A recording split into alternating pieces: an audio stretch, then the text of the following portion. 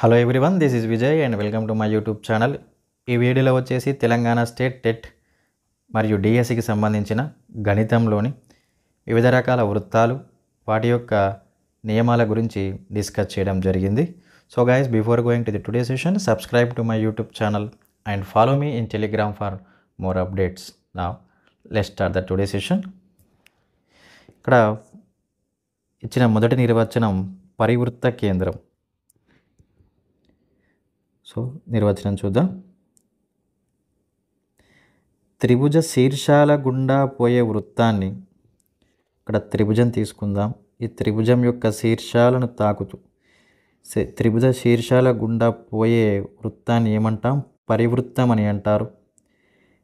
త్రిభుజ భుజాల లంబ సమద్విఖండన రేఖల మిళిత బిందువును పరివృత్త కేంద్రం అని అంటారు. ఇక్కడ త్రిభుజం యొక్క భుజాలు ఉన్నాయి కదా, ఈ భుజాలని లంబంగా సమద్విఖండనం చేయాలి. సమానంగా మరియు లంబంగా సమద్విఖండన చేస్తాయి. ఇక్కడ ఈ మిళిత బిందువును, ఇవి కలిసే బిందువును పరివృత్త కేంద్రం అని అంటారు. దీనిని ఎస్ చే సూచిస్తాం.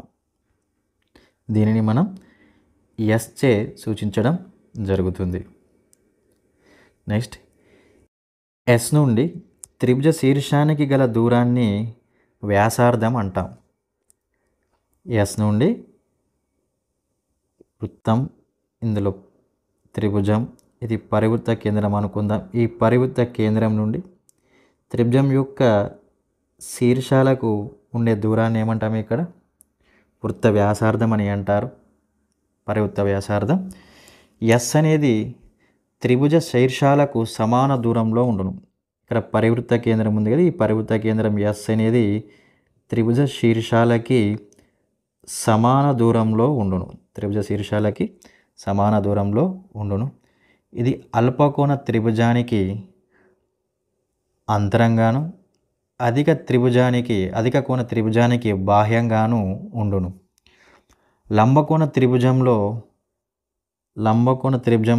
కర్ణం మధ్య బిందువుతో పరివృత్త కేంద్రం ఏకీభవించును. ఒకవేళ త్రిభుజం అనేది లంబకోణ త్రిభుజం అయితే, ఆ లంబకోణ త్రిభుజంలో కర్ణం పైన మధ్య బిందువే మనకి పరివృత్త కేంద్రం అనేది అవుతుంది. సో నెక్స్ట్, అంతర్వృత్త కేంద్రం. త్రిభుజ భుజాలను తాకుతూ ఒక త్రిభుజం తీసుకుందాం. ఈ త్రిభుజం యొక్క భుజాలను తాకుతూ అంతరంగా గల వృత్తాన్ని అంతరవృత్తం అంటారు. ఒక త్రిభుజంలో అంతరంగా ఉన్న వృత్తమే అంతరవృత్తం. త్రిభుజం యొక్క కోణాలను సమద్విఖండనం, త్రిభుజంలోని కోణాలను సమద్విఖండన రేఖల మిళిత బిందువును, ఇక్కడ ఈ సమద్విఖండన రేఖల మిళిత బిందువును ఏమంటాం?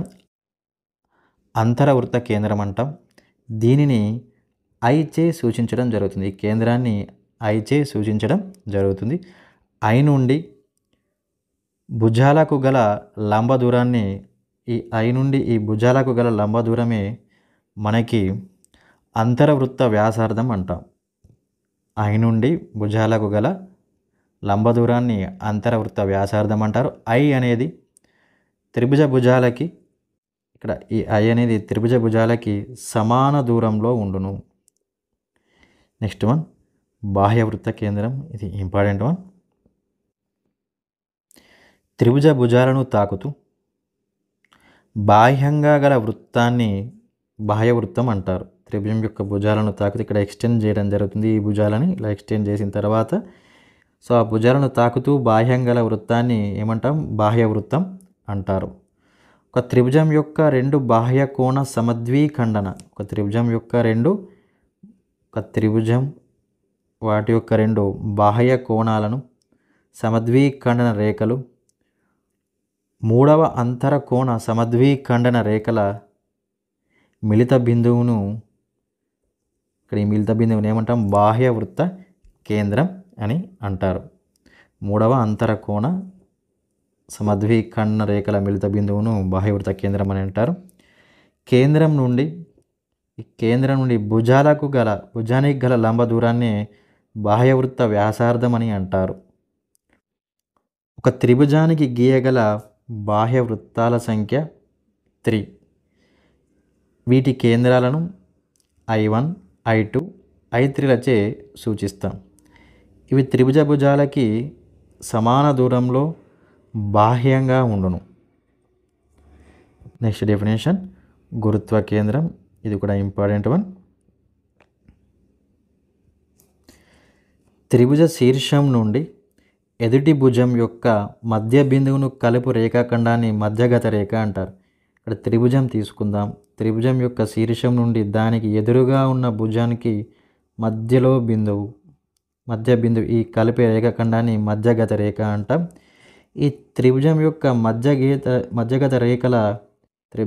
మధ్యగత రేఖల ఈ మిలిత బిందువుని గురుత్వ కేంద్రం లేక గరిమనాభి లేక కేంద్ర భాసం అని అంటారు. ఈ గురుత్వ కేంద్రాన్ని జీచే సూచించడం జరుగుతుంది. జీచే సూచిస్తారు. జీ అనేది ప్రతి మధ్యగత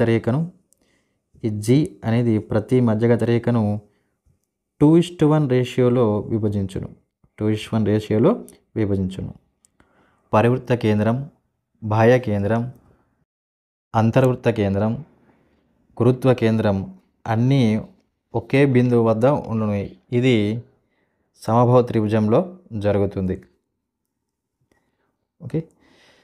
సమద్విబాహు త్రిభుజంలో SIGHలు సరేఖీయాలు అగును. SIGHలు ఏమైతే మనకి సరేఖీయాలు అగును. విషమబాహు త్రిభుజంలో HGSలు పరివృత్త కేంద్రం ఉండదు. ఇక్కడ HGSలు సరేఖీయాలు. HG:GS = 2:1. HG:GS = 2:1. దీన్ని ఆయిలర్ రేఖ ఆర్ యూలర్ రేఖ అని అంటారు. HGSల గుండా పోవు రేఖ ఆయిలర్ రేఖ లేదా యూలర్ రేఖ అంటారు. ఆయిలర్ రేఖను గురుత్వ కేంద్రం 2:1 నిష్పత్తిలో విభజించును. సమబాహు త్రిభుజంలో 3 మధ్యగత రేఖలు సమానం. సమద్విబాహు త్రిభుజంలో 2 మధ్యగత రేఖలు సమానం. Thank you.